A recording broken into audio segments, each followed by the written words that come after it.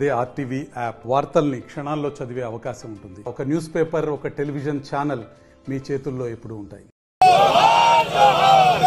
తెలంగాణ విద్యార్థి అమరవీరులకు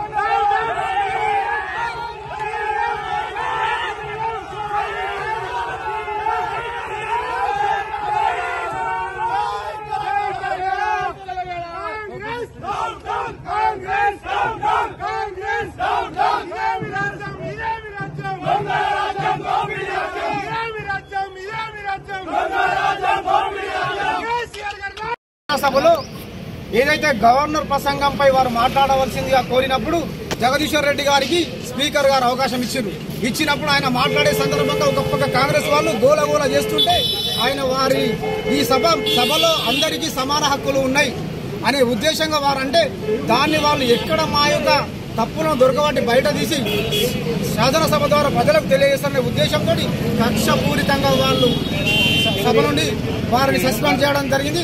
దానికి నిరసనగా ఈరోజు TRS party working president KTR గారి ఆదేశాల మేరకు జాన్సన్ నాయక్ గారు ఖానాపూర్ ఇన్ఛార్జ్ గారి సూచన మేరకు ఖానాపూర్ పట్టణంలో దిష్టి బొమ్మ దహనం మరియు నిరసన కార్యక్రమాన్ని కాంగ్రెస్ ప్రభుత్వంపై ఈ రోజు కార్యక్రమాన్ని చేయడం జరిగింది.